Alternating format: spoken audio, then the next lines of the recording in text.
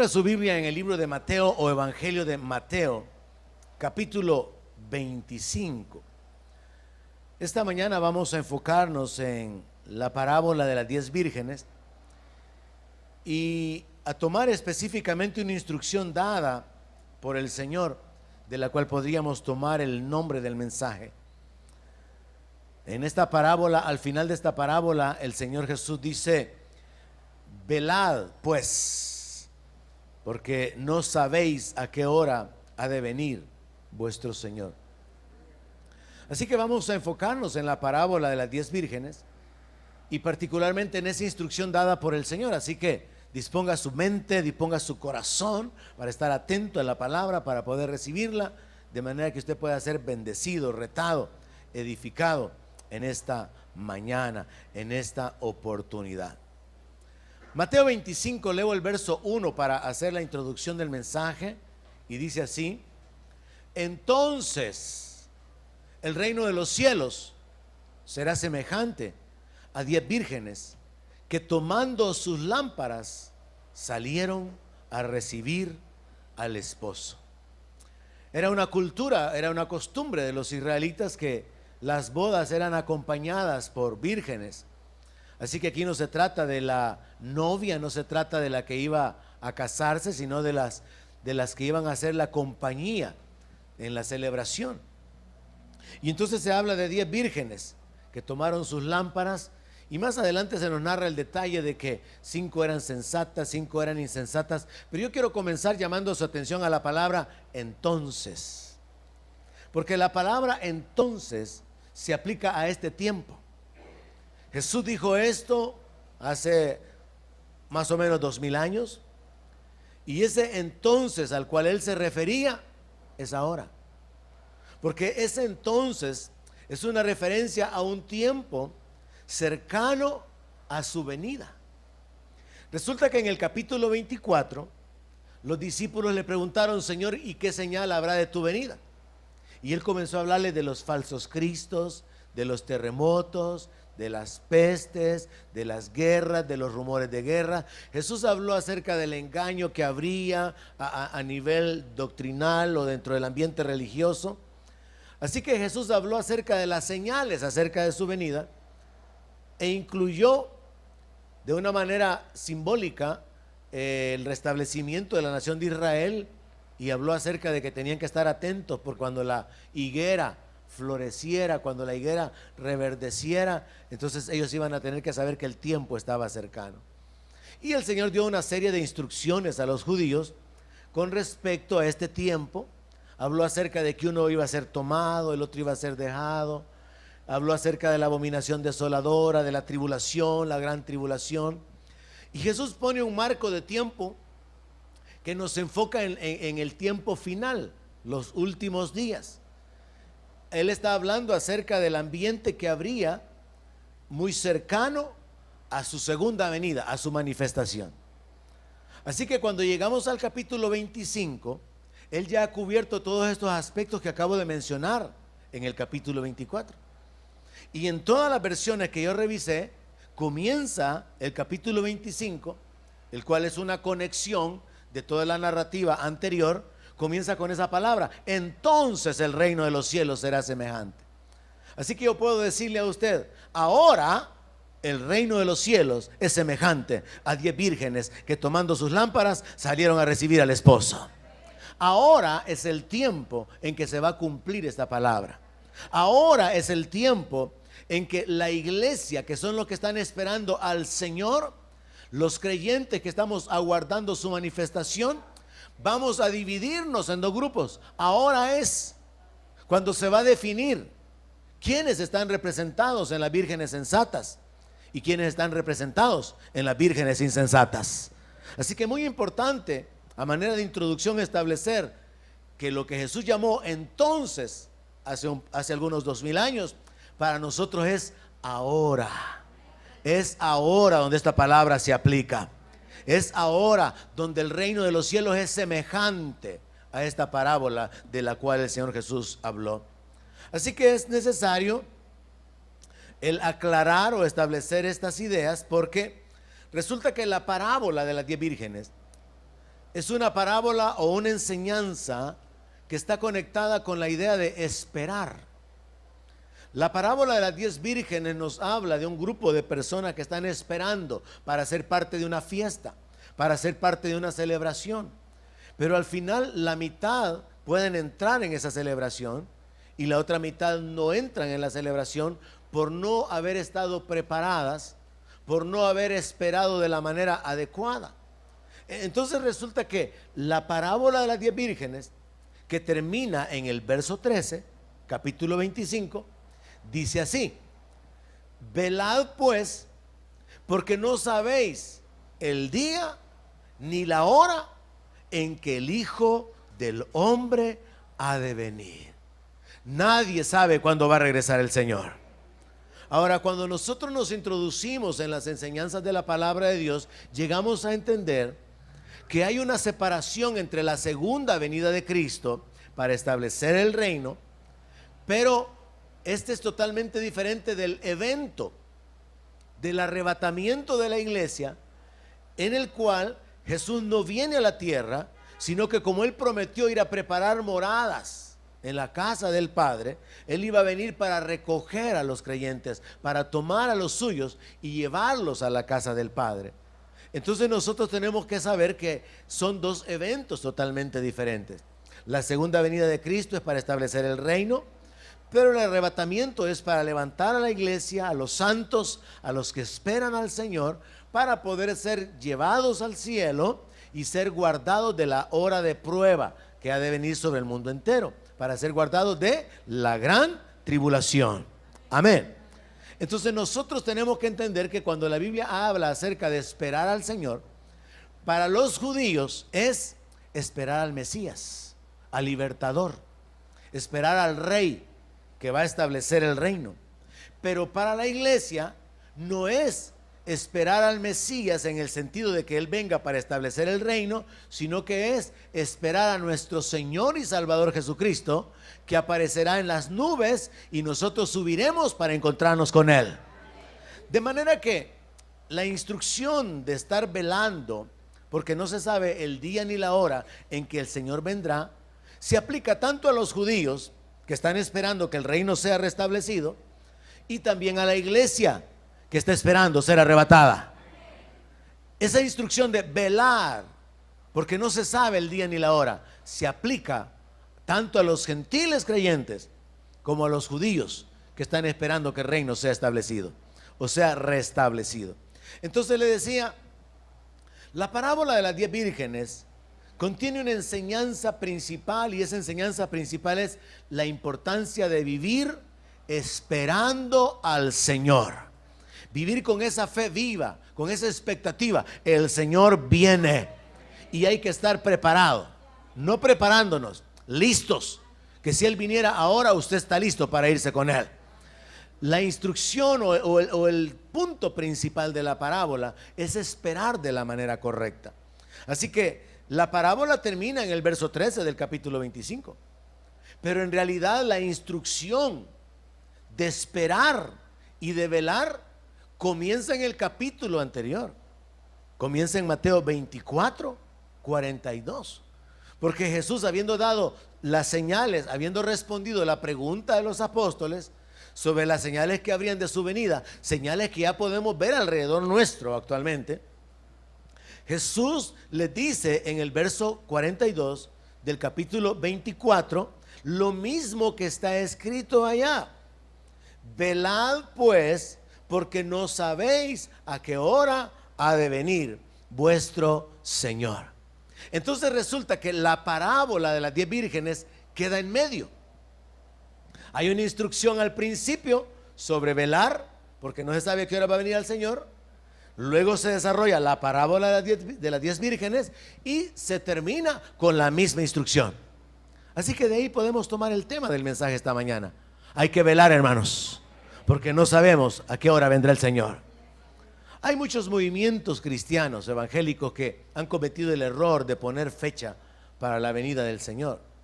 De hecho, el movimiento adventista e incluso los testigos de Jehová se vieron involucrados en algún momento en establecer fechas y aseguraron que el Señor ya venía. hubieron gentes frustradas que comenzaron a vender todo porque los maestros de estas denominaciones o de estas sectas establecieron fechas, y eso fue un fracaso, era un error, porque aún el Señor Jesucristo dice que ni los ángeles lo saben, solamente el Padre. Pero han habido personas que se atreven para poder poner fechas. Lo que Jesús enseñó es que podemos conocer la época, pero no podemos saber ni el día ni la hora.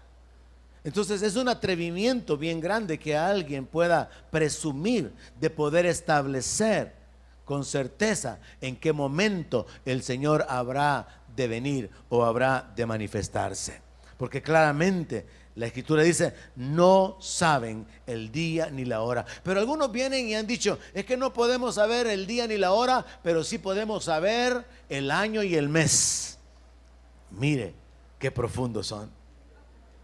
Y ese error se sigue cometiendo. Incluso recientemente, hace algunos años, un hombre de apellido Campbell anunció que era el fin del mundo y gastó todos sus millones en hacer propaganda, en poner publicidad, con la buena intención de que la gente se arrepintiera.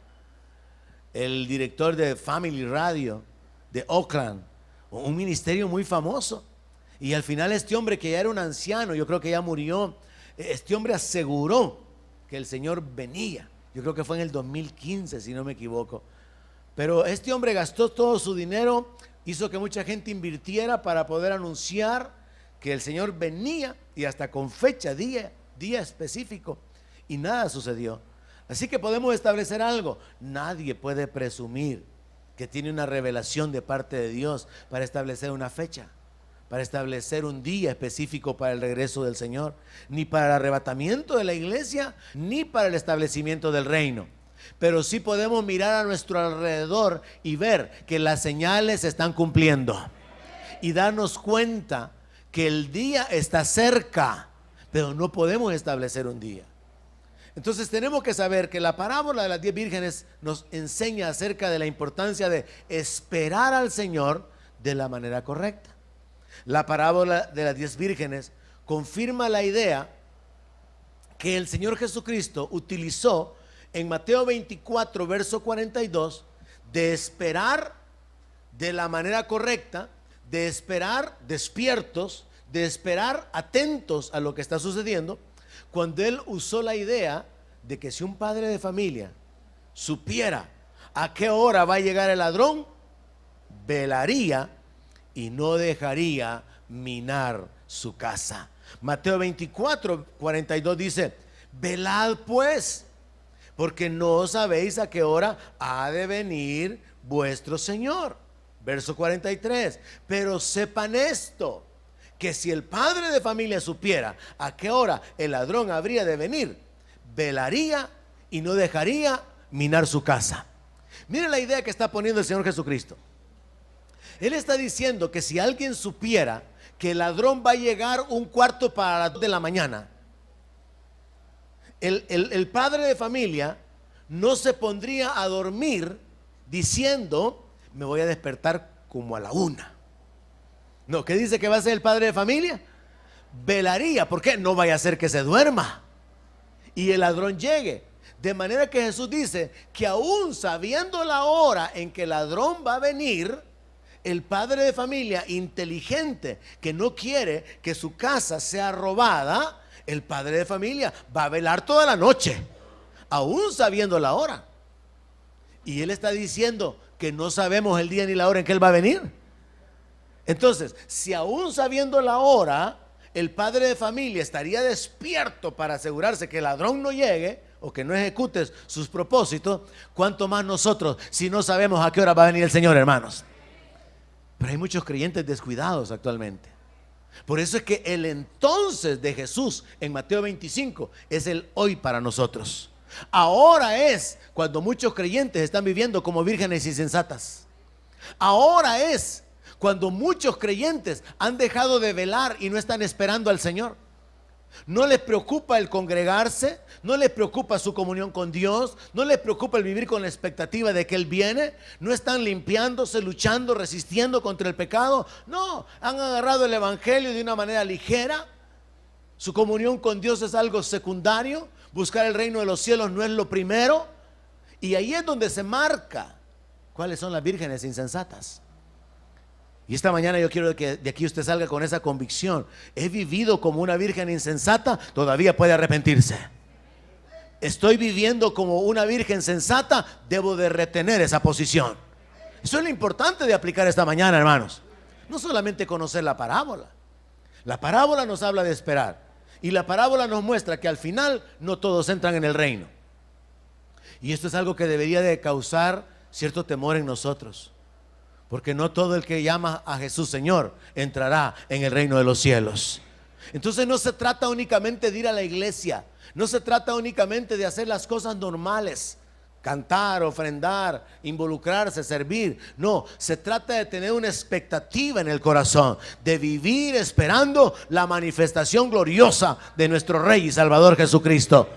De que nuestra vida esté conectada con la expectativa. Él viene, Él volverá, Él lo prometió y Él va a cumplir su palabra. Entonces nuestra vida tiene que estar conectada con esa esperanza. No podemos hacer a un lado esa esperanza nunca.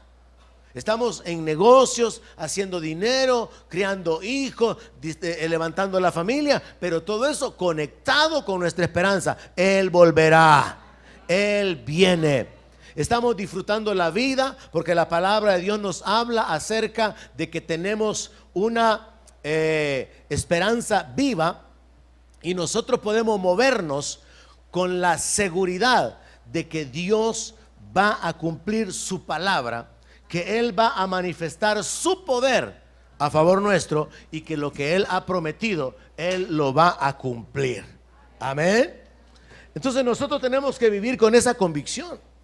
Él dijo que Él volverá y Él va a volver, hermanos. Entonces la parábola de las 10 vírgenes nos habla de la idea de esperar para evitar ser tomados por sorpresa. Pero también la parábola de las 10 vírgenes confirma la idea de vivir obedeciendo al Señor aunque Él esté ausente. Fue algo que Él también habló en el capítulo 24, verso 45. Y dice así: ¿quién es, pues, el siervo fiel y prudente, al cual puso su Señor sobre su casa para que les dé el alimento a tiempo? Bienaventurado aquel siervo al cual cuando su Señor venga le halle haciendo así. De cierto os digo que sobre todos sus bienes le pondrá. Jesús habló estos ejemplos de ladrón viniendo para robar a una hora determinada y el padre esperando. Jesús habló de este ejemplo de un siervo con asignaciones, con responsabilidades dentro de la casa de su amo y viviendo en obediencia, en fidelidad a sus tareas, a su compromiso, en ausencia de su amo. Y eso nos representa a nosotros. ¿Cuántos son siervos de Dios aquí? Todos nosotros hemos sido llamados para ser siervos de Dios, para ser ministros de Dios, para ser sacerdotes de Dios. Y en la ausencia del Señor tenemos que cumplir nuestro ministerio. No solamente yo tengo una responsabilidad, hermanos, como pastor. Usted tiene una responsabilidad. Dice la palabra que usted es parte de un sacerdocio santo, de un pueblo santo, de un sacerdocio real. Usted es parte del pueblo adquirido por Dios para que anuncie las virtudes del que lo llamó de las tinieblas a la luz. Usted tiene una responsabilidad: anunciar lo que Dios ha hecho en su vida, predicar a Cristo, contarle a otros lo que Dios ha hecho en su vida, darle a Dios la gloria, la alabanza, el honor que Él se merece por causa de mostrar su gracia, su misericordia a favor suyo. Entonces aquí la parábola de las 10 vírgenes viene a ser contada por el Señor después de haber hecho la comparación del hombre que está esperando a un ladrón a una hora determinada, y después de haber hecho la comparación de un siervo que aunque su amo no está, es fiel y está cumpliendo con sus responsabilidades. Y por eso la pregunta del Señor es: ¿quién es pues el siervo fiel? ¿Será usted? ¿Quién es el siervo prudente al cual el Señor ha puesto sobre su casa para que dé el alimento a tiempo. Bienaventurado aquel siervo al cual cuando su Señor venga le halle haciendo así. De cierto digo que sobre todos sus bienes le pondrá la recompensa que viene por causa de la obra. El galardón que Jesús prometió a cada uno de nosotros según su obra. Y recuerde que el sentido aquí, o la forma en que se está hablando, es simbólica. Entonces hay que interpretar cuál es la forma correcta de aplicarlo en nuestra vida, porque una parábola contiene elementos naturales para enseñar verdades espirituales, pero hay que comprender la idea en términos generales. Por ejemplo, cualquiera podría decir, pastor, pero ahí como que está hablando más acerca de los ministros, porque ahí dice, siervo fiel y prudente, al cual puso su Señor sobre su casa para que le dé el alimento a tiempo. Está hablando de usted, pastor. Sí, yo lo tomo para mí. Tengo que vivir mi vida tomando la responsabilidad que Dios me ha dado. Tengo que vivir mi vida sabiendo que mientras Él viene, tengo que ser hallado como un siervo responsable, como un siervo fiel que permanece, como un siervo confiable que cumple sus responsabilidades. Pero luego en la aplicación suya, en la aplicación personal, usted tiene que descubrir ¿y cuál es la responsabilidad que usted tiene para con Dios? ¿Para qué Dios lo salvó? ¿Para qué Dios lo ha rescatado? ¿A qué Dios lo ha llamado? ¿Cuál es su función en el cuerpo de Cristo? ¿Cuál es su posición dentro de la iglesia? Porque el apóstol Pablo enseña que todos somos miembros del mismo cuerpo y que cada uno tiene una función. Algunos presiden, otros tienen dones, otros predican, otros sostienen la obra, otros interceden. La Biblia nos habla acerca de diversidad de dones, de diversidad de llamamientos. Y cada creyente tiene que entender cuál es su función en el cuerpo de Cristo. Y espero que la suya no sea darle problemas al pastor, sino que usted descubra cuál es su función para poder cooperar con el crecimiento de la iglesia y al mismo tiempo recibir usted el crecimiento, porque de esto habla el apóstol Pablo. Dice que si permanecemos asidos a la cabeza que es Cristo, y cada uno según su propia función, dice que va recibiendo su crecimiento. Así que todos somos llamados a crecer. Entendemos entonces que la parábola de las 10 vírgenes nos habla acerca de esperar, pero nos habla acerca de esperar de la manera correcta. Nos habla acerca de estar velando, de estar vigilantes, de estar atentos, de tomar responsabilidad, sabiendo que no hay un día, una hora específica para la manifestación del Señor levantando la iglesia, ni tampoco hay un día específico para la manifestación del Señor en la segunda venida para liberar a Israel. Así que a ambos se le aplica la misma instrucción. Pero es necesario que aclaremos esto. La espera no es simplemente dejar pasar el tiempo. En lo natural, cuando nosotros esperamos, y eso es aburrido, ¿verdad? Qué tedioso. Estuvimos casi 2 horas esta vez para regresarnos en la zona de los túneles, porque están reparando la carretera.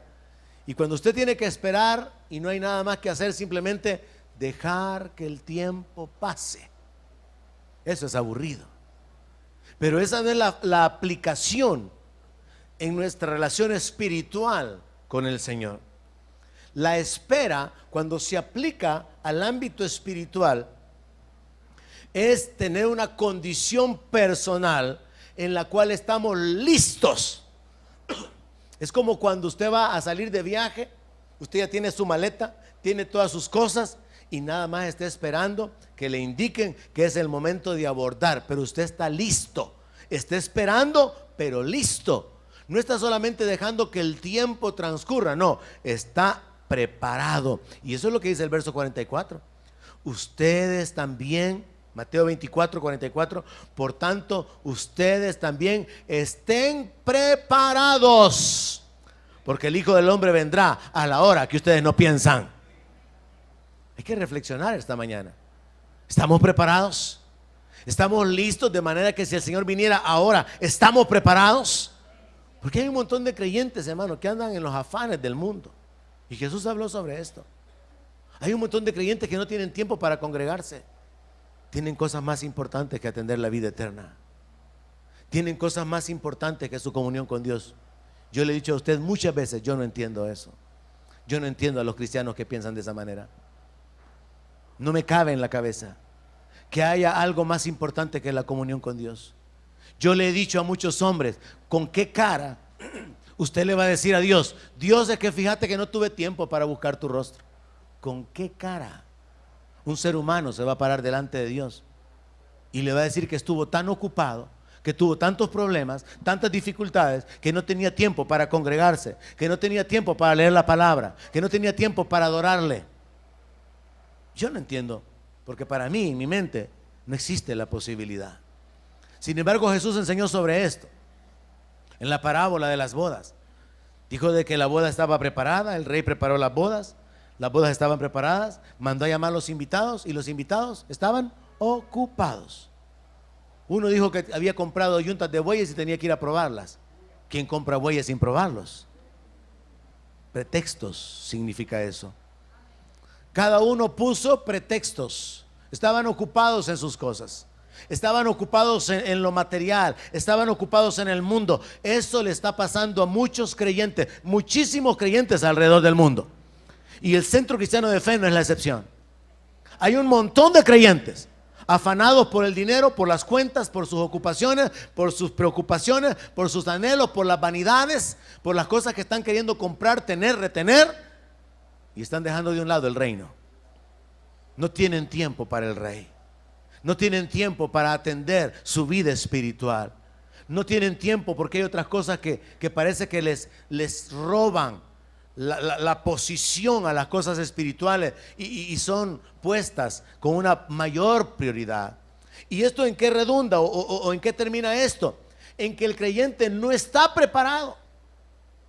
Jesús habló varias veces acerca de la gente que se va a quedar fuera, pero muchos creyentes no toman eso en serio, porque como pueden venir tarde a la iglesia, piensan que también pueden entrar tarde al reino. Porque como están mal acostumbrados a no buscar el reino primero, piensan que el Señor, que es misericordioso, Dios que es amor, los va a perdonar y los va a recibir. Cuando Jesús habló y en esta parábola enseña de los que se quedan afuera. Entonces la espera, hermanos, no es simplemente dejar pasar el tiempo. La espera es estar preparados, es estar listos, porque el Hijo del Hombre viene a la hora que no pensemos. Es estar cada día preparados, con la disposición, con la expectativa, a cuentas con el Señor, sabiendo de que Él ha hecho toda la provisión para que nosotros podamos heredar el reino. Y de nuestra parte, vivir en fe, vivir en esa expectativa, en esa obediencia, en esa comunión. Luego también la espera no es simplemente dejar pasar el tiempo, es vivir siendo fieles y prudentes. Verso 45. ¿Quién es pues el siervo fiel y prudente? Fiel y prudente. Mientras espero, tengo que ser fiel. No puedo ser fiel un tiempo, después tomarme una vacación y después volver a retomar la fidelidad. No vaya a ser que en el tiempo que deje de ser fiel, ahí venga el Señor. No sé a cuánto les ha pasado que agarran número en la venta de carne en el súper y cuando regresa ya el número ya pasó. Hay gente que se va al aeropuerto y tiene una conexión y se va a descansar porque bueno, el vuelo es dentro de 1 hora y media, pero va y resulta que se durmió y después perdió el vuelo y cuando regresa el avión ya se fue. Usted tiene que vivir esperando la manifestación gloriosa del Señor Jesucristo cada día en fidelidad, permanentemente, constantemente y en prudencia. La prudencia nos habla de las acciones que tomamos que pueden causar daño a nuestra vida. Entonces, ser fieles y prudentes nos habla de una actitud de estar constantes, de estar perseverando y de tomar acciones que nos permitan que en cualquier momento que se dé el llamado estemos listos. Volviendo al ejemplo de lo que es viajar en un avión, sucede que a veces los vuelos se retrasan Y entonces dicen, bueno, mire, el vuelo se ha retrasado y se ha reprogramado para dentro de 2 horas, pero es probable que salgamos antes. No sería sabio, ¿verdad? Que alguien se vaya y diga, ay, regreso dentro de 2 horas. No vaya a ser que lo reprogramen un poquito antes. Entonces la enseñanza del Señor Jesucristo hacia los creyentes en términos generales era que aquellos que hemos decidido creerle a Él, aquellos que hemos decidido entregarle nuestra vida a Él, vivamos con el entendimiento y con la claridad de que Él espera, de que mientras le esperamos estemos preparados y que seamos fieles en la espera y que seamos prudentes. No vaya a ser que tomemos decisiones, como sucede luego con las vírgenes insensatas, tomemos decisiones que afecten nuestra vida o nuestra comunión con Él. Me voy a adelantar. Una de las decisiones imprudentes que tomaron las vírgenes insensatas fue no haber tomado aceite. Entonces una decisión imprudente que muchos creyentes hacen es, no pastores, que mire, solamente va a ser un tiempito. Voy a dejar de servir estos 4 meses porque mire, voy a salir de unos 1000 líos que tengo por ahí. Se desocupa de la oración, de la lectura de la palabra, de congregarse. En esos días hace billetes como nunca más antes había hecho, pero después le gustó y ya no fueron 4 meses, se extendió 2 meses más. Y después le gustó, ya no fueron 6 meses, todo el año se apartó. Y después le gustó y se murió haciendo negocio. Solo el gusto le quedó. Entonces el asunto de la fidelidad, la permanencia, la constancia parece rígido, parece religiosidad, parece una carga, pero de hecho Jesús dijo que era mejor llevar la carga de Él, ¿verdad? Que era mejor llevar su yugo porque era más ligero que el yugo del pecado. Entonces hay una carga que hay que llevar, hay una cruz que hay que cargar, pero muchos creyentes por rato dejan la cruz y se van sin la cruz. Y no se puede vivir un evangelio sin cruz. Hay una negación, hay un estilo de vida que nos llama a un esfuerzo, no sacrificio. Usted ya entendió eso hace tiempo. Sacrificio, el de nuestro Señor. De nuestra parte, esfuerzo. Nadie puede hablar que con sacrificio entró en el reino. No, fue el sacrificio de Jesús, el que rasgó el velo, el que abrió el camino, el que nos hace accesible el reino. Así que la espera no es simplemente dejar pasar el tiempo, es ser obedientes. Verso 46. Mateo 24, verso 46. Bienaventurado aquel siervo al cual cuando su Señor venga le halle haciendo así, lo encuentre obrando, lo encuentre trabajando, lo encuentre siguiendo las instrucciones, cumpliendo con sus responsabilidades. En la mayoría de nosotros es conocido que en la mayoría de instituciones de gobierno la gente hace su horario. Salen a las 3:30, pero a las 3 ya guardaron todo, ya está todo engavetado. 3:15 ya están haciendo fila frente al reloj. Por experiencia propia. Algunos no dicen, hermano Juan Carlos. Por eso dije en la mayoría, él no. Entonces, en la mayoría. Pero eso que es una realidad en ese ambiente, también se aplica en la empresa privada cuando la gente no tiene una conciencia de su compromiso. Y por eso en la Biblia se encuentra este proverbio que dice que el ojo del amo engorda el ganado. Porque hay gente que cuando el jefe no está, andan de escritorio en escritorio, vuelta para allá, en el baño, frente al oasis, visitando al otro, leyendo el diario, en el teléfono, porque no hay un sentido de responsabilidad. Pero nomás aparece el jefe, comienzan todos los ratones a buscar su cueva.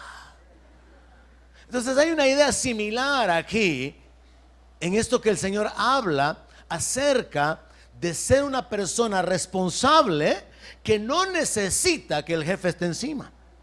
Por eso es que en algunas empresas lo que hacen es que la oficina del gerente esté en alto y desde allá él mira a todo el mundo, así como desde aquí, los que están durmiendo, los que no trajeron Biblia, los que están bostezando, los que están platicando, los que están haciendo ojitos, los que están haciendo mala cara, todo se mira desde aquí arriba. Entonces eso impide, eso evita que la gente viva como con la libertad de que no está haciendo nada. Pero Jesús trata de cargar al creyente con la conciencia, con la responsabilidad de ser obedientes. Entonces, el creyente prudente, el creyente sabio, el que esté esperando al Señor de la manera correcta, no solamente está dejando que el tiempo pase, no, está preparado para irse con Él. Está siendo fiel, está siendo prudente en las decisiones y está siendo obediente en el cumplimiento de sus asignaciones. Está siendo responsable. Esa es la manera en la que el creyente tiene que esperar. Y todo esto, hermano, extraído del capítulo 24 y capítulo 25. Porque sepa esto, la Biblia al principio no estaba dividida en capítulos. Eso sucedió ya como por el 1400, según la historia, que alguien de nombre Hugo, un conde, fue el que decidió ponerle números a los capítulos y números a los textos, a los versos. Y por eso es que usted encuentra en la Biblia que a veces las historias se cortan en el número, pero en realidad continúa. Un capítulo se cortó aquí, pero la narración tiene sentido todavía en el siguiente capítulo. Entonces usted sepa eso cuando lea la Biblia. Sepa que la Biblia originalmente no tenía texto, no tenía versos, números de versos y números de capítulos, sino que eso fue hecho para facilitar el estudio, para poder encontrar las porciones de la palabra.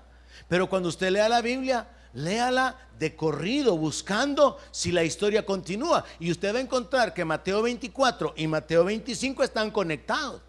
Y todo comienza con la pregunta de los apóstoles: Señor, ¿qué señal habrá de tu venida? Y Jesús comienza a darles un montón de señales. Pero luego Jesús aprovecha la pregunta que le hicieron para explicar doctrinalmente cuál será el ambiente que existirá cuando Él va a regresar, incluyendo, va a ser como los días de Noé, va a ser como los días de Sodoma y Gomorra, para luego dar una instrucción relacionada con la manera correcta de esperar. Piensen esto: los apóstoles solo le preguntaron cuáles eran las señales de su venida, pero Jesús respondió la pregunta y se fue más allá y los instruyó a esperar de la manera correcta. Y esa es la meditación esta mañana, hermanos. Tenemos que esperar de la manera correcta. Tenemos que estar preparados. Tenemos que ser fieles y prudentes. Y tenemos que ser obedientes o ser responsables. De hecho, la palabra o la instrucción dada por el Señor acerca de velar es una espera, pero con una actitud vigilante. Pero no como los vigilantes de ahora, que vigilan y solo levantan la cabeza y vuelven al teléfono. No, así no se vigila. Vigilar es estar pendiente, así como los guardias de una cárcel que se pasean, miran movimientos allá, miran movimientos, se vuelven a pasear, de regreso, no hay nada por aquí, de regreso otra vez para allá. Eso es estar vigilante. No así, hermano. No, así no es vigilar. Ni tampoco así como algunos que, amén, pastor, aleluya. Muchos creyentes hacen eso en las iglesias, en todas las iglesias, hermano. Se cruzan de brazos. Amén, amén.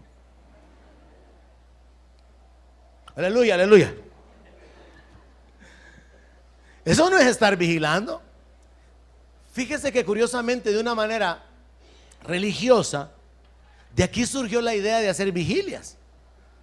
En la reunión de hombres recientemente un hermano me preguntaba eso: pastor, ¿y cuáles son las bases en la Biblia para hacer vigilias? Bueno, las bases podrían ser que Jesús pasó toda la noche orando.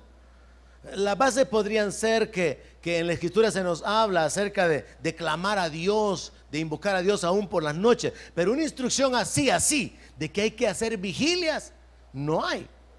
Pero es como más bien una devoción, una búsqueda o un acuerdo de una congregación, por ejemplo, de ocuparse de la palabra, de ocuparse de la adoración, de ocuparse del clamor, de la intercesión.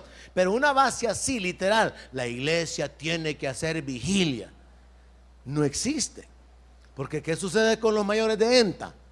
Que se quieren ir a la segunda planta a dormirse con los niños. Y los niños quedan fuera de la colchoneta y los viejos roncando a la par. Número uno. Número dos, vienen los viejos y con gran esfuerzo, es que fui a la vigilia y ando desvelado, me voy a quedar durmiendo. Y entonces, ¿para qué vigiló si al día siguiente va a dormir?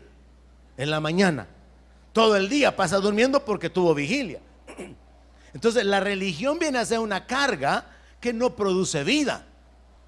Pero lo correcto, según la palabra de Dios, es que esa instrucción dada por el Señor de velar significa una espera expectante. Es una espera, pero vigilando qué es lo que está sucediendo. De hecho, la palabra velar significa estar atentos. Y yo digo, ¿y cómo podrán estar atentos a las cosas espirituales los hermanos que se duermen en la iglesia? Hay un reto ahí, ¿verdad? Velar significa estar consciente. Velar significa permanecer despierto. Pero velar literalmente significa vigilar. Significa mirar lo que está sucediendo alrededor. Y usted tiene que aprender a tener sus ojos espirituales, hermano, para poder ver qué es lo que está sucediendo alrededor. Porque alrededor nuestro, ¿sabe lo que está sucediendo? El cumplimiento de lo que está escrito en la palabra. La maldad se ha incrementado. La inmoralidad y la corrupción se está regando por todo el mundo. Usted ve que el apóstol Pablo advierte de una generación de hombres amadores de sí mismos, de los deleites, irreverentes, desobedientes a los padres. Eso es lo que vemos alrededor cuando tenemos los ojos espirituales abiertos. Vemos el cumplimiento de las señales. Entonces uno está esperando y viendo, se está cumpliendo, se está cumpliendo, se está cumpliendo. Y uno está atento espiritualmente hablando a las cosas que están sucediendo. Uno se da cuenta, y esto es algo que en lo particular me carga mucho, me entristece mucho, y es el hecho, la apostasía, las herejías. Estamos discutiendo sobre este tema en la reunión de pastores, y el apóstol Pedro habla de que van a haber hombres que van a introducir encubiertamente herejías destructoras. Y eso se está viendo ahora. Solamente quien tiene los ojos cerrados y no está velando no sabe de qué estoy hablando. Pero a nivel mundial, dentro de la iglesia, hay un montón de enseñanzas heréticas. Y el que está dormido no se da cuenta, lo está aceptando, está corriendo con eso. Existen pero un montón de enseñanzas, hermano. En el curso del nivel 3 yo enseño 2 clases particularmente enfocadas en este tema. Número 1, la confusión espiritual. La gente que piensa que todo lo sobrenatural procede de Dios. Y número 2, las prácticas ministeriales erróneas. Gente que corre para que la unjan con harina y le laven la cabeza. Gente que corre para que le echen en una mano miel y en la otra mano le echen leche.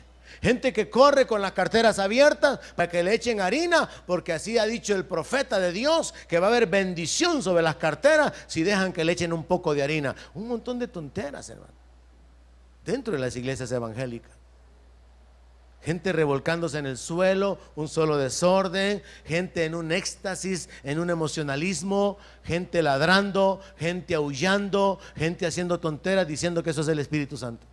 Eso a mí en lo particular me carga, me da mucha tristeza, porque yo pienso esto: si la iglesia es la que debe de alumbrar en medio de un mundo de tinieblas, y la iglesia no está alumbrando, no hay esperanza. Es lo que Jesús dijo: ¿para qué sirve la sal si la sal pierde su sabor? Si como cristianos no podemos afectar la vida de las personas, si no le podemos dar esperanza a la gente, si no podemos llevar un mensaje de vida, si no podemos llevar un mensaje que cambie su futuro, que los establezca, que los saque de la cautividad, entonces no hay razón de ser o de existir. Porque si la sal pierde su sabor, no sirve para nada. Y Jesús ocupó eso como una aplicación literal. Entiendo yo que en la actualidad la sal se ocupa, por ejemplo, en las carreteras con hielo. Pero en la antigüedad la sal se tiraba.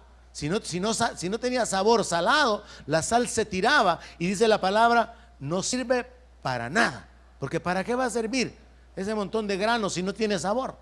¿Qué otra utilidad darle? En el tiempo de Jesús no había ningún otro propósito. Pero él estaba hablando acerca de la iglesia. Si la iglesia pierde la santidad, si la iglesia pierde la influencia, si la iglesia pierde la sana doctrina, si la iglesia pierde la presencia de Dios, si la iglesia pierde la identidad, ¿para qué sirve la iglesia? Para nada. Pero hay que aplicarlo en término individual. ¿Para qué sirve usted? Si usted no tiene sabor a creyente, ¿para qué sirve? Si usted no tiene sabor a discípulo, si la gente no sabe que usted ha estado con Jesús, aunque usted es una persona del vulgo, como dijeron de los apóstoles, ¿para qué sirve usted? Esa es la forma en que tenemos que tomarlo. ¿Para qué sirve su vida? ¿En qué sentido usted está siendo útil? No hay un lugar dentro de la visión de ser levantado como edificador. No hay un entendimiento de ser miembro del cuerpo de Cristo. No hay una función, no hay una responsabilidad, no hay dones, no hay llamamiento. Entonces, ¿para qué sirve un miembro que no está haciendo nada?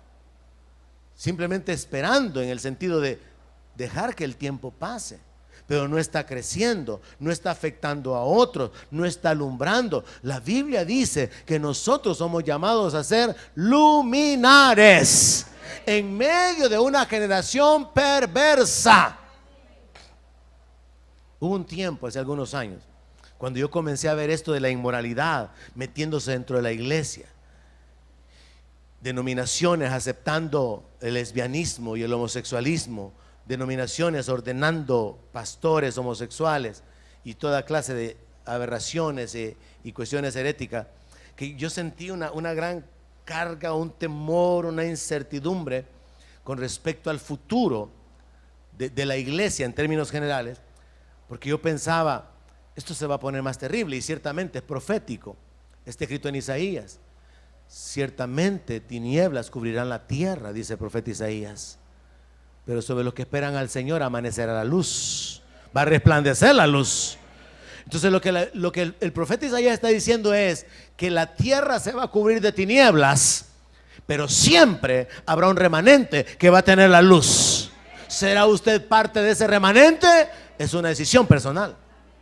Cuando yo tuve esa experiencia, esa carga de pensar hacia dónde íbamos, y ahora hemos avanzado en eso que yo veía venir, yo estaba como inquietado sobre esto, orando al respecto, pero el Señor me daba este entendimiento de que mientras más oscuro está un lugar, hasta la luz más pequeña brilla.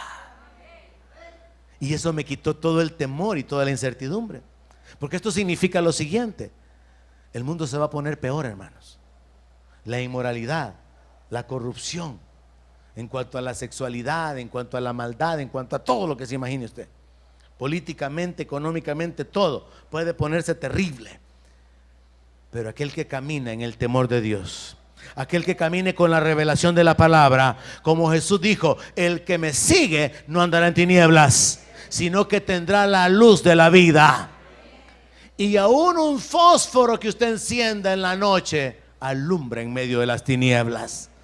Así que me dio un poquito de paz saber que aunque usted sea como un fosforito, al menos va a dar un poquito de luz.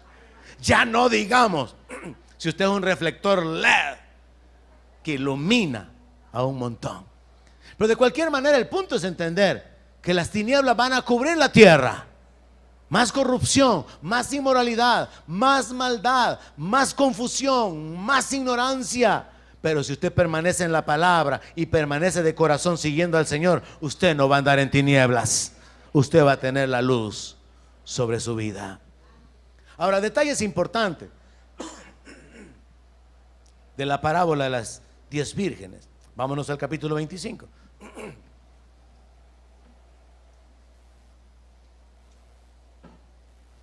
Detalles importantes son que cuando Jesús parte a este grupo de vírgenes que representan a la iglesia, representan a los creyentes, Él lo partió a la mitad.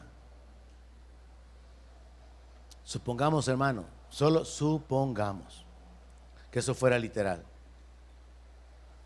y que de la iglesia Centro Cristiano de Fe solamente la mitad son vírgenes sensatas. ¿Es usted una de ellas? Es parte de la reflexión.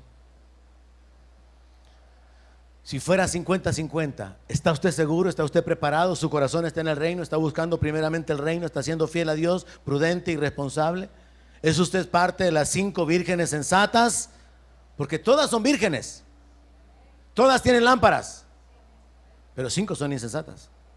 No tienen aceite, no están listas para esperar al Señor hasta que venga. No están preparadas, no están dispuestas, no han pagado el precio, porque tener aceite significa que pagaron para poder tener aceite. Entonces la lectura, la meditación de ahora tiene que ser hecha con una reflexión. Y yo soy parte de las vírgenes que han dado todo para estar listas, o soy parte de las vírgenes que, bueno, yo por si acaso, ¿verdad? Aquí voy en la caravana, tal vez nos deje entrar Trump. No, pues si el ánimo hay que hacer, ¿verdad? Me salí, ¿verdad, hermanos? Verso 3. Las insensatas, tomando sus lámparas, no tomaron consigo aceite. El aceite es símbolo del Espíritu Santo, pero aquí no sería aplicable hablar de esto en el sentido de que todas son vírgenes, todas están invitadas y han sido tomadas en cuenta para participar del cortejo de las bodas. Todas están juntas y de alguna manera su participación estaba asegurada por causa de su presencia en el grupo original.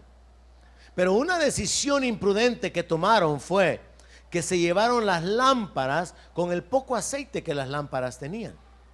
Eso sería igual que salir de viaje sin dinero y sin tener el tanque lleno en el carro.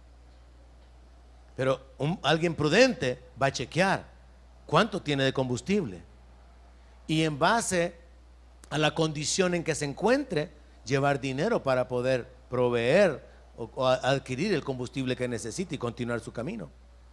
Entonces, a partir de aquí lo que se nos representa es gente que decidió involucrarse en el reino, gente que está esperando al Señor, pero no tomaron en cuenta que Jesucristo en una ocasión habló acerca del costo que significaba servirle a Él. Y Él dijo que nadie que amara más a su papá o a su mamá que Él podía ser digno de ser su discípulo.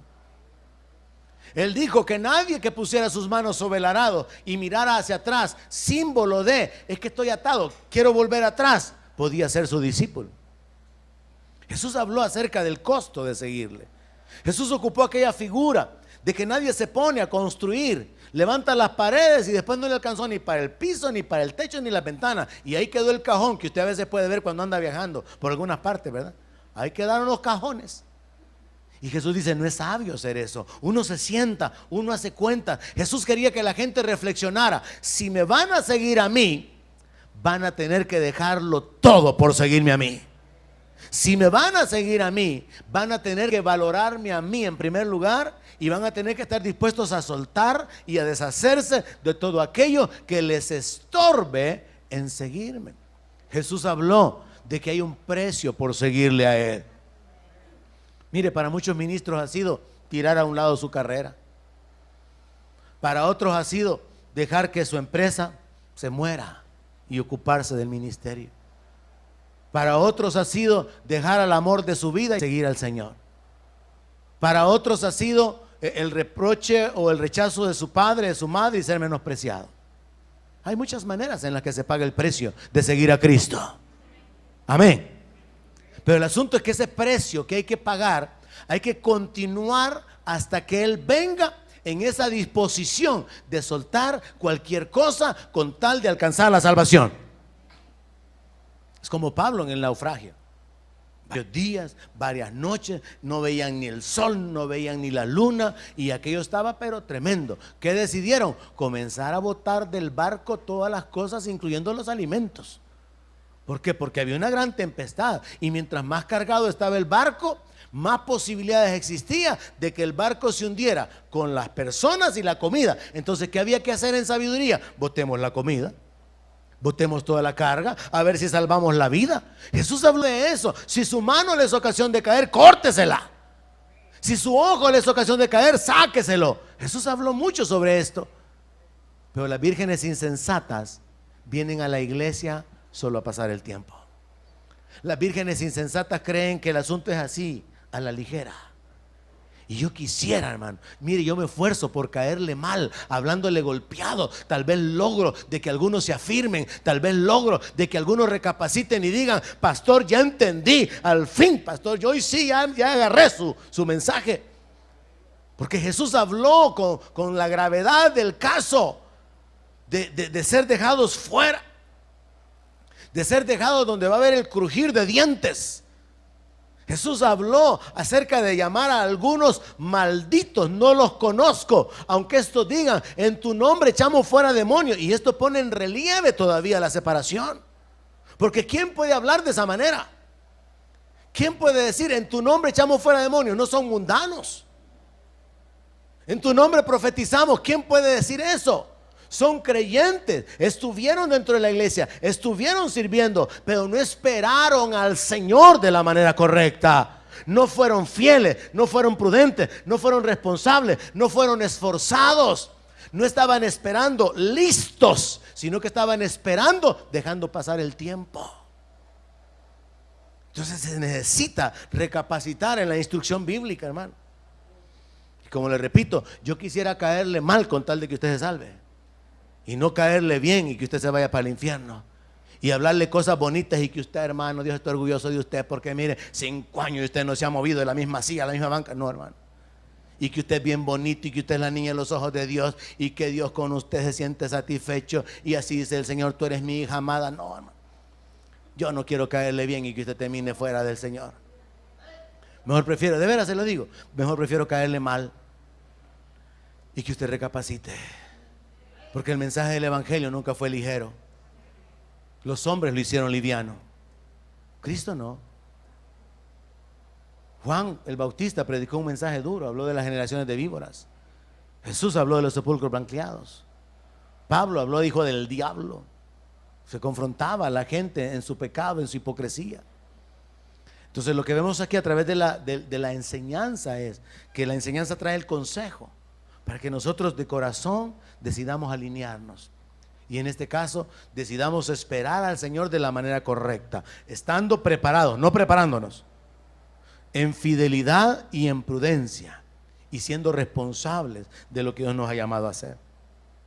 Ahora, volviendo a los detalles que están en Mateo 25, dice que las prudentes, en el verso 4, tomaron aceite en sus vasijas juntamente con sus lámparas. O sea que llevaban la lámpara, pero aparte de eso llevaban depósitos con aceite. Las otras solamente llevaban las lámparas. Y recuerde que el contexto aquí es cultural. El aceite era el que se ocupaba como el combustible, ¿verdad? Yo sé que algunos aquí son tan nuevos que no entienden si les digo la palabra candil. Pero en el tiempo bíblico, las lámparas eran unos depósitos de aceite con una mecha, y el aceite, pues, a la medida que subía en la mecha, era lo que se quemaba o se consumía. Pero también habían depósitos para poder llevar el aceite y luego rellenar la lámpara. Entonces, en ese entendimiento de la costumbre de aquel entonces, vemos que las insensatas se llevaron las lámparas a saber con qué nivel de aceite, pero no se preocuparon de llevar más aceite. O sea, no pensaron: y si el Señor no viene dentro de 2 horas, sino que en 3 o 4 tengo suficiente aceite. No pensaron eso, sino que simplemente se fueron. No consideraron el costo de cuánto tiempo iban a seguir a Cristo. En este caso aplicándolo espiritualmente. Las prudentes revela al creyente que toma su lámpara, pero también toma aceite juntamente con su lámpara. Eso significa que hay una proyección. No importa que el esposo no aparezca en toda la noche, yo voy a llevar aceite para poder estar esperándolo toda la noche si es necesario. Entonces revela una actitud sabia, una actitud prudente. Muchas veces, hermano, nuestra imprudencia trae consecuencias. Imprudencias en los negocios, imprudencias en las decisiones sentimentales, imprudencias en cuanto a la educación, en cuanto al trabajo, y una imprudencia marca nuestra vida. La imprudencia de las vírgenes insensatas aquí fue no llevar más aceite. Una cosa que podía parecer insignificante, se la jugaron pensando en que tenían aceite suficiente como para que llegara el momento en que el esposo apareciera. Pero ¿qué dice el verso 5? Dice algo que se aplica a nuestra condición como iglesia que está esperando la venida del Señor Jesucristo. Dice algo que se aplica al pueblo de Israel que está esperando el regreso del Mesías para establecer el reino. Dice, tardándose el esposo. El Señor como que ya tardó un poquito, ¿verdad? Pero dice el apóstol Pedro, no es que el Señor retarde su promesa, sino que Él está siendo paciente, dice el apóstol Pedro. O sea, aclaración, no es que Dios se haya tardado, sino que Él está esperando que algunos del Centro Cristiano de Fe se afirmen, porque si Él ya hubiera venido, se hubieran quedado. Él está siendo paciente y está esperando que algunos de nuestros familiares vengan al conocimiento de Él, porque si Él ya hubiera venido, ya estuvieran en la gran tribulación. Entonces no es que Él se haya tardado, Él está siendo paciente. Ahora en la parábola, esa paciencia del Señor es representada con tardanza. ¿Y qué sucede? Cabecearon todas y se durmieron. ¿Qué refleja eso, hermano? Nuestra humanidad. Todos somos débiles. No es que las 5 vírgenes insensatas eran campeonas, llenas del Espíritu. Esas mujercitas así que poderosas. No, las 10 de repente, de tanto cabecear, se oían ronquidos por todos lados ahí en esa reunión. Dice que todas se durmieron.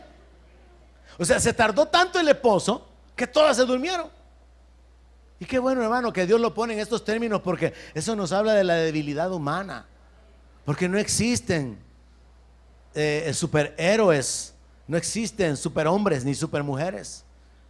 Lamentablemente es mentira la Mujer Maravilla. Y Superman también. Mentira, no existe. Entonces esto nos revela la humanidad. Se tardaron, cabecearon y se durmieron. Ahora yo sé que aquí en la realidad hay algunos que jamás se han dormido en un mensaje del pastor Alberto Cornejo. Y hay otros que a toda honra se han dormido hasta unas 12 veces. Y el verso 6 dice que a la medianoche se oyó un clamor. Aquí viene el esposo, salgan a recibirle. A la medianoche, hermano. Entonces aquellas vírgenes se levantaron, arreglaron sus lámparas. Mire, hermana, que no dice que arreglaron la cara y se pusieron a peinar. Mire, arreglaron la lámpara. Importante que entienda la aplicación espiritual. Todas aquellas vírgenes se levantaron, arreglaron sus lámparas, pero las insensatas le dijeron a las prudentes: dennos de su aceite, porque nuestras lámparas se apagan. Mire cómo hablan las insensatas y mire cómo hablan las prudentes. Dennos de su, ni siquiera les dijeron: miren, les vamos a comprar. Mire qué atrevidas. Dennos, ¿y a cuenta de qué? Eso está como aquellos ministros que han dicho muchas veces, ¿verdad? Y vino un hombre y se paró delante de mí y me dijo: no me voy de aquí mientras no me pongas manos y me des la unción que está en tu vida. ¿Y por qué te la voy a dar? Si a mí me ha costado horas de leer la palabra, horas de clamar a Dios, horas de oración, horas de comunión, y querés que yo te la dé solo porque recíbela. Salud. Así que aquí están las vírgenes insensatas: dennos de su aceite. Dígame usted, ¿a cuenta de qué? Es que se nos acabe el aceite. ¿Y? Es que se nos va a apagar la lámpara. ¿Y? No, pues sí, pero ¿y? Las vírgenes insensatas no quieren pagar el precio. Las vírgenes insensatas han malentendido la gracia y piensan que la gracia significa sin esfuerzo, sin consagración, sin dedicación, sin responsabilidad. Y no es así, hermano. Gracia significa que Dios, sabiendo que no podíamos pagar por la salvación de nuestra alma, la ha hecho posible a través del sacrificio de Cristo por medio de nuestra fe en Él. Pero no significa que es gratis. En realidad no hay nada gratis en este mundo. Alguien tiene que pagarlo. Y aun cuando a usted le dicen segundo artículo gratis, ya se lo cobraron en el primero. Porque no hay nada gratis. Literalmente, alguien tiene que pagarlo. Y lo que sucedió con nuestra salvación fue que Cristo pagó por ella. Y no hay que menospreciarla, porque a nosotros no nos cueste un sacrificio, porque tiene un valor y es un valor incalculable.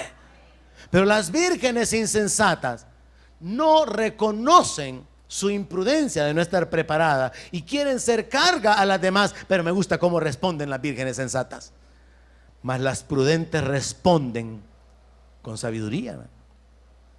Miren, les dice, para que no nos falte a nosotras y a ustedes, mejor vayan a donde están los que venden y compren. No que quieren de gratis aquí con nosotros y nos vamos a quedar sin nada. Todas. Ellas las hacen recapacitar, las reenfocan y les hacen ver en dónde está el error. No habían comprado suficiente aceite. No habían pagado el precio para tener suficiente aceite. No estaban listas para esperar al Señor. Y entonces, ¿qué sucede? Que mientras ellas iban a comprar, vino el esposo. Y las que estaban preparadas entraron con él a las bodas y se cerró la puerta. Oiga eso. Las que estaban preparadas. Las que estaban preparadas se fueron con el esposo. Hay una película sobre el arrebatamiento donde el predicador está precisamente predicando sobre el arrebatamiento. Y dice: si el Señor puede arrebatarnos en este mismo instante, hoy puede ser el día. Y mientras está en eso, sucede el arrebatamiento. Y desaparecen un montón de creyentes y se quedan un montón de personas en la iglesia. Y entonces el pastor dice, porque hasta el pastor se quedó: hermanos, sucedió el arrebatamiento, clamemos a Dios. Y comienzan a clamar. Y usted sabe que lo que sigue después es la tribulación. ¿Y ahora para qué clamar? Si el asunto era estar listos.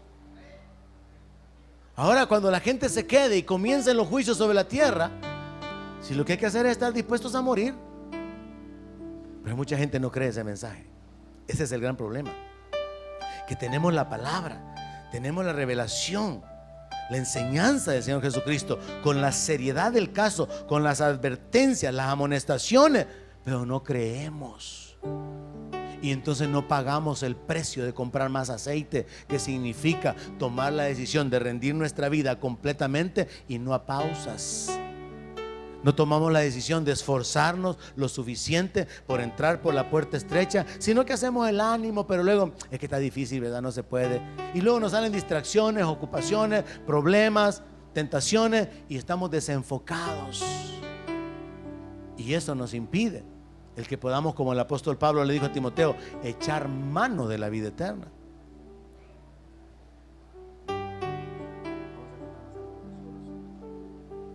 Dice: después vinieron también las otras vírgenes, verso 11, diciendo: Señor, Señor, ábrenos. Mas él respondiendo dijo: de cierto os digo que no las conozco. Esta enseñanza que Jesús dio contiene elementos que tienen que ser tomados así como con la seriedad del caso, hermano. Porque Jesús está hablando de la iglesia en este tiempo. Jesús está hablando de la iglesia siendo dividida en dos grupos: los que están listos para irse con Él y los que no están listos, porque su comunión con Él no fue verdadera, no fue íntima, no pasó más allá de la religiosidad, de las acciones externas. De manera que tuvieron la posibilidad de ser parte de esa celebración, de esas bodas.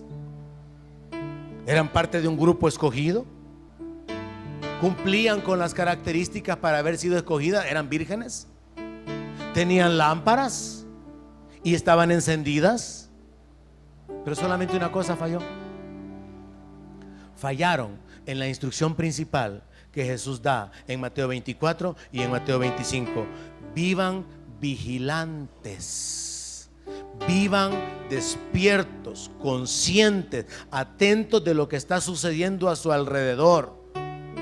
Vivan conscientes y con una expectativa de que el Señor viene en cualquier momento. Vivan esperándolo a Él cada día. Cada día podemos decir: quizás hoy, Quizás hoy, cada día podemos vivir con esa expectativa. Quizás hoy viene el Señor. Quizás hoy la iglesia será arrebatada. Cada día vivir con esa expectativa. Porque vivir con esa expectativa nos va a hacer que nos ocupemos del Espíritu. Nos va a causar que nos enfoquemos en nuestra comunión con Dios. En varias parábolas Jesús ocupa este mismo término, al igual que con aquellos que profetizaron y echan fuera demonios. Jesús ocupa la misma sentencia: no los conozco. Porque conocer a alguien desde el punto de vista bíblico en la relación Cristo creyente es: no has tenido comunión conmigo. Y por eso es que yo le insisto a usted, lo más importante no es la palabra, es la comunión a través de la adoración. Es ahí donde usted expone su corazón delante de Dios. No es en la palabra. En la palabra es usted recibiendo de Dios por el Espíritu la instrucción.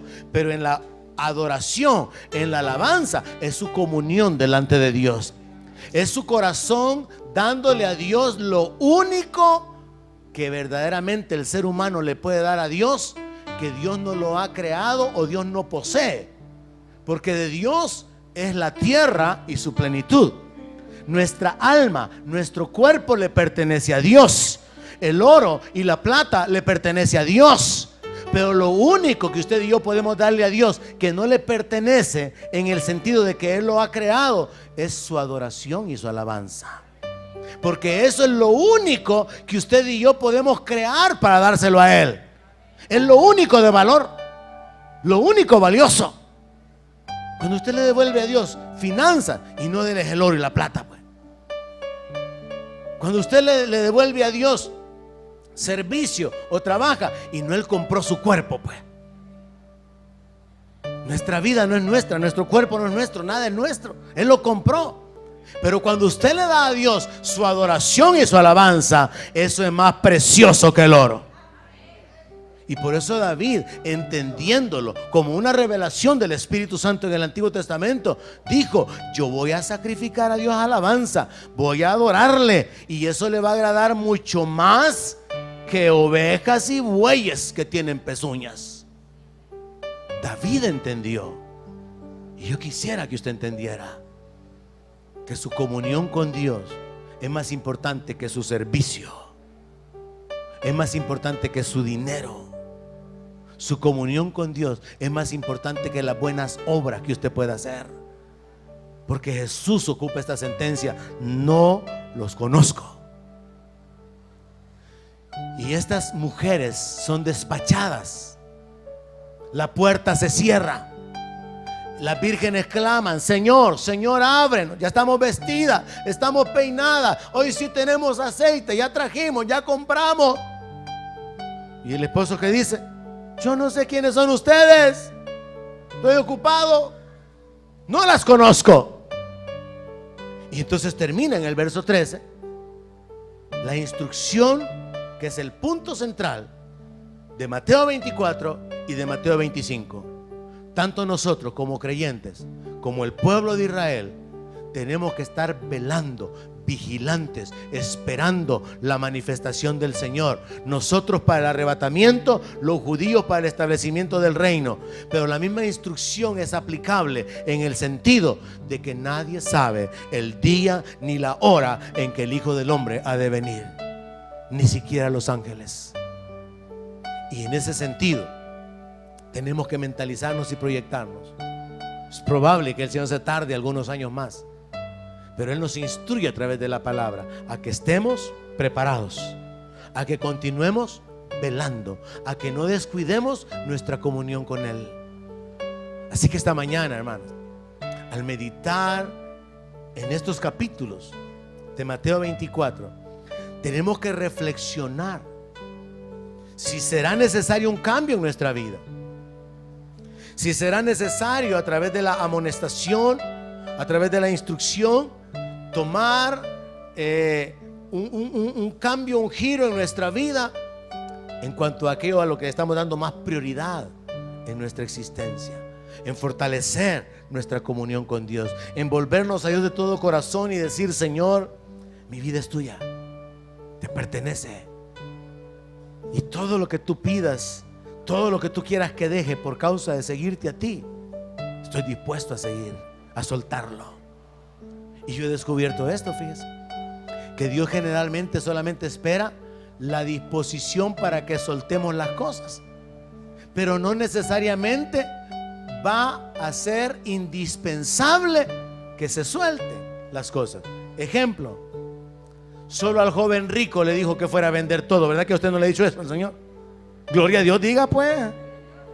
Solo al joven rico, cuando el joven le preguntó: ¿qué hago para heredar la vida eterna? Los 10 mandamientos, ya los cumplí. Entonces anda a vender todo lo que tenés. Solo a él se lo dijo. No a todos les ha tocado, hermanos, sufrir el rechazo de su mamá y de su papá. No. A otros les ha costado que su mamá y su papá lo han querido empujar, que vayan en el reino, en lugar del rechazo. No a todos. O sea que al final, no todos pagamos el mismo precio, pues. Pero todos tenemos que estar dispuestos a pagar el precio que sea, porque vale la pena el entrar en el reino. Porque vale la pena heredar el reino.